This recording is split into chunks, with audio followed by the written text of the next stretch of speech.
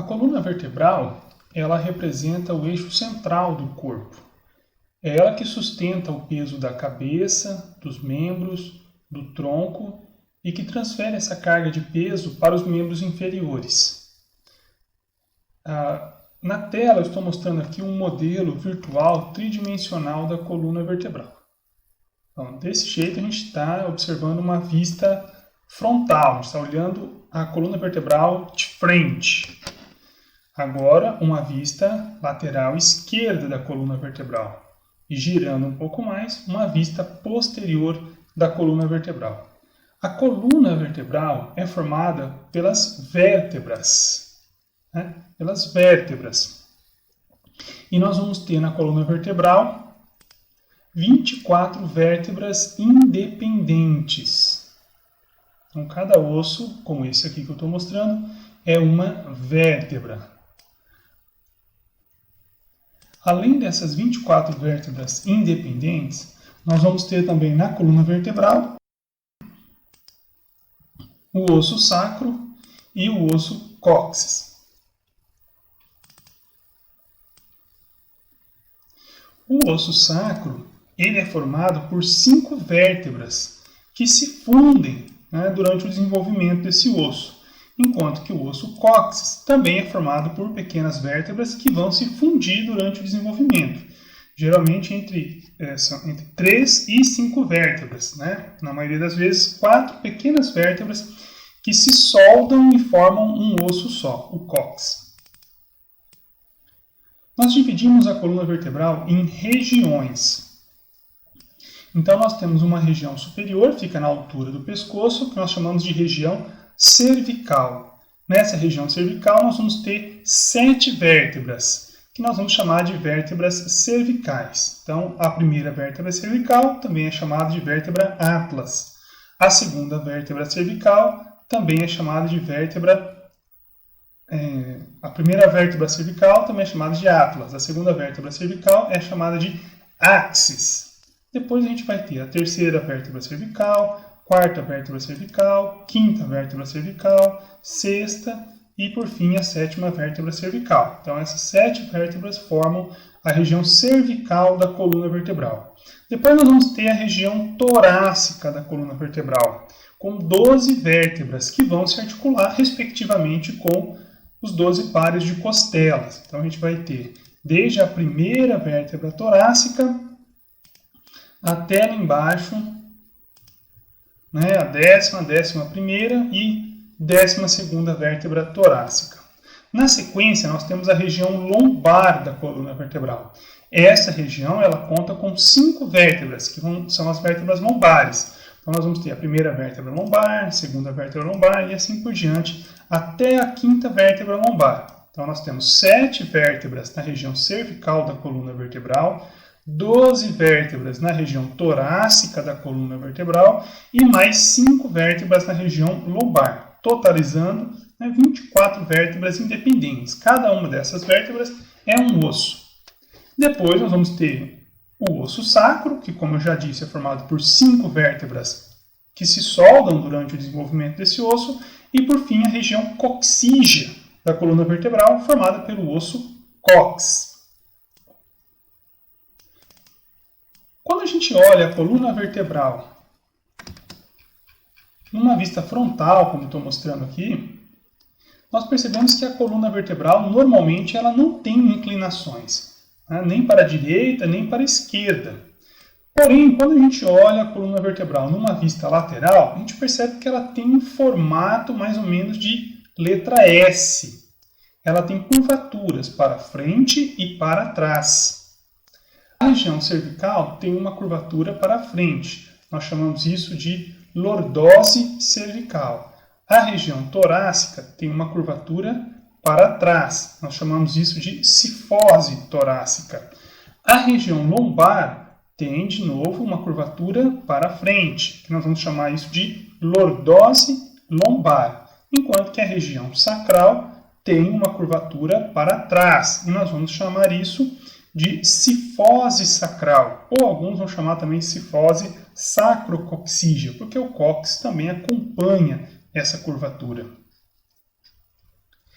Ainda olhando, né, numa vista lateral da coluna vertebral, nós conseguimos perceber que nós temos aqui as vértebras e que entre as vértebras se formam esses espaços. Ó.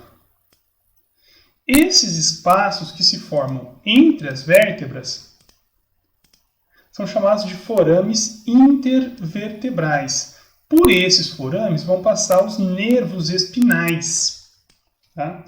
E lá dentro da coluna vertebral, ó, nós vamos ter, então, esse canal que percorre toda a coluna vertebral, que nós chamamos de canal vertebral. O canal vertebral é preenchido pela medula espinal.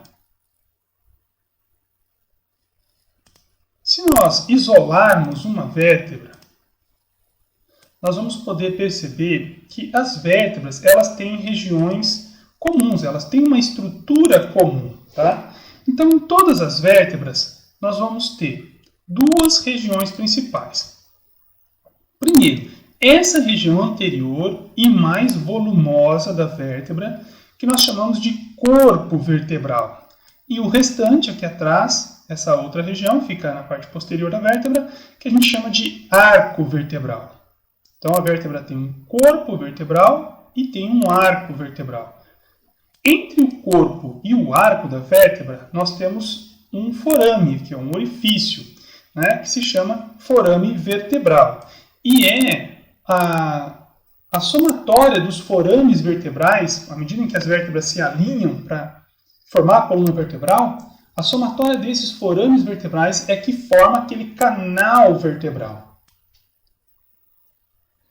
Esses aqui do arco da vértebra, né, vão se projetar 7 processos. Tá? 7 processos.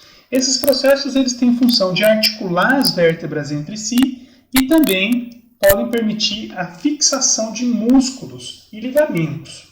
Então, nós vamos ter, na parte posterior da vértebra, um processo chamado de processo espinhoso. Processo espinhoso. Quando você apalpa a tua coluna, você apalpa o dorso, né, e está tentando apalpar a tua coluna, o que você está apalpando são esses processos espinhosos. Cada vértebra vai ter um processo espinhoso só. Se projetando para cada lado da vértebra, nós vamos ter os processos transversos. Tem um desse lado e tem um do outro lado. E depois nós vamos ter os processos articulares. Então, na parte de cima da vértebra, nós vamos ter os dois processos articulares superiores, enquanto que aqui embaixo nós vamos ter os dois processos articulares inferiores. E as vértebras, elas vão então se articular. Como que vai ser essa articulação aqui entre as vértebras? Nós temos dois pontos de articulação entre as vértebras. Os corpos das vértebras vão estar articulados através um tipo de articulação que nós chamamos de sínfise intervertebral. Nessa articulação, nós vamos ter os corpos, né, das vértebras, e entre os corpos nós vamos ter um disco de cartilagem, que é o disco intervertebral. Então, a gente consegue perceber aqui os discos intervertebrais conectando o corpo de uma vértebra ao corpo da outra vértebra. Então, são articulações cartilagíneas, né, as sínfises intervertebrais. Agora, na parte posterior, nós vamos ter articulações sinoviais entre os processos articulares das vértebras. Então, o processo articular superior de uma vértebra se articula com o processo articular inferior da vértebra que fica logo acima dela. Tá? E aqui, então, vão se formar as articulações intervertebrais, são articulações sinoviais essas aqui.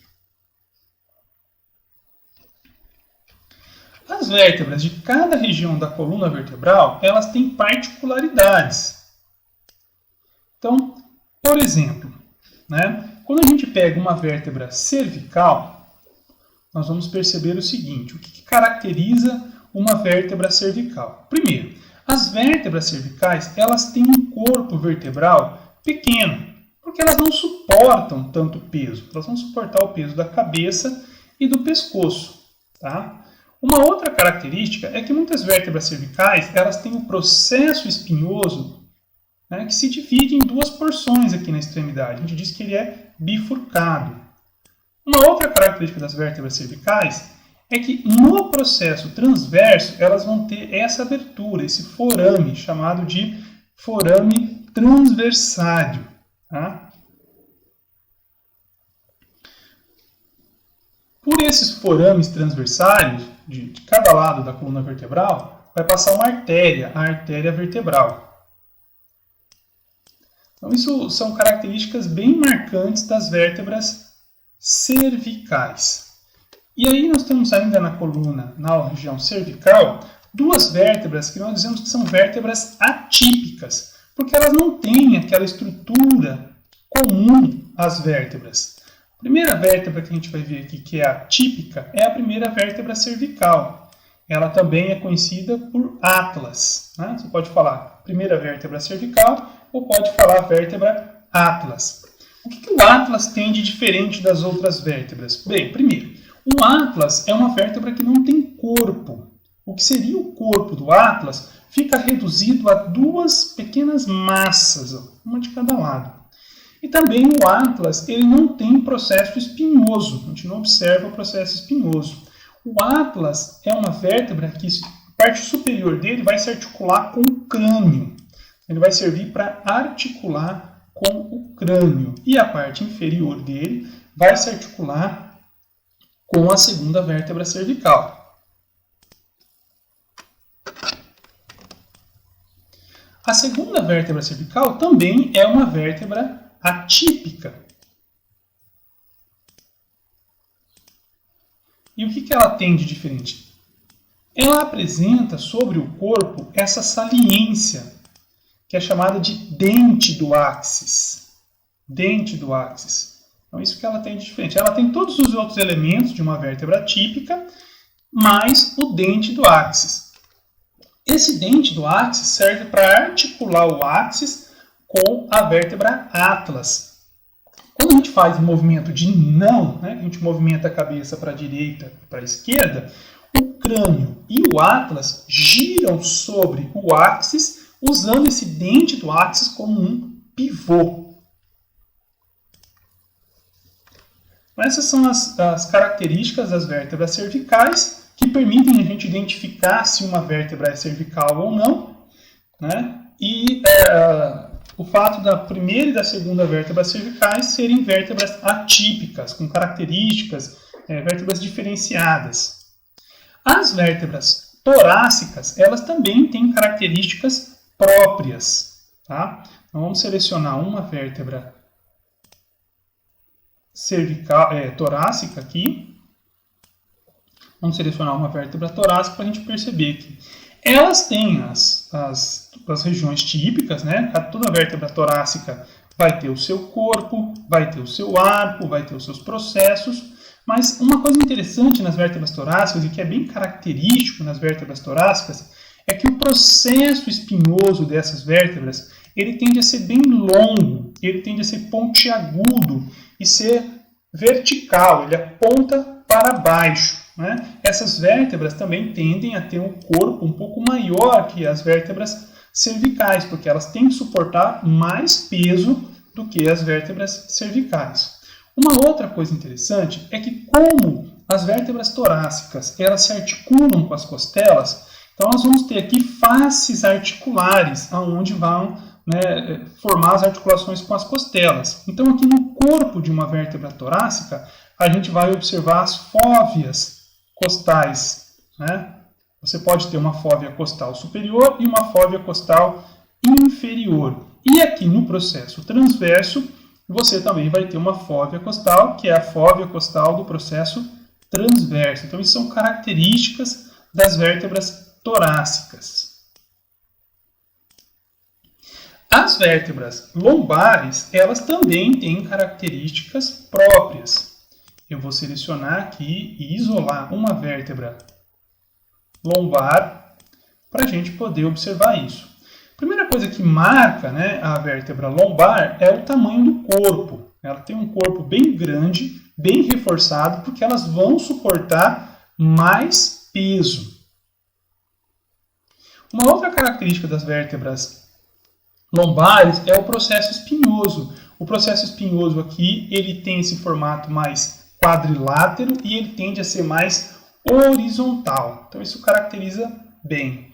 E nas vértebras lombares, o processo transverso, ele é mais curto e bem reforçado e é chamado de processo costal. Tá? E os processos articulares superiores e inferiores também são bem desenvolvidos. Então essas são as características assim gerais, características básicas das vértebras da coluna vertebral. Vamos falar um pouquinho sobre o osso sacro. Vou isolar o osso sacro, mostrando. Então, ele é um osso, né? A gente conta ele no esqueleto como um único osso no adulto, mas, como eu já comentei, ele se desenvolve a partir de 5 vértebras que ao longo do desenvolvimento se soldam e acabam dando origem a um osso só. Nós vamos observar no sacro a sua parte superior, essa região que é chamada de base do sacro, e vai se articular com a 5ª vértebra lombar. Na lateral do sacro, essa região é chamada de face auricular do sacro e serve para articular o sacro com o osso do quadril. Né? De cada lado, ele vai se articular com um dos ossos do quadril. O sacro vai ter essa face anterior, né, que é côncava, a gente vai chamar de face pélvica. E nessa face pélvica a gente vai observar esses orifícios, que são forames por onde passam nervos espinais. Tá? Na face posterior do sacro, a gente também vai ter forames por onde passam nervos espinais, e nós vamos ter essa saliência aqui, que é chamada de crista sacral mediana. E percorrendo o interior do sacro, nós vamos ter também a continuação do canal vertebral, que aqui a gente pode chamar essa porção aqui de canal sacral, porque passa por dentro do osso sacro. E por fim, vamos falar do osso cóccix. Então, como eu comentei, o cóccix é um pequeno osso formado por 3 a 5 vértebras que se fundem, tá? Formando esse osso.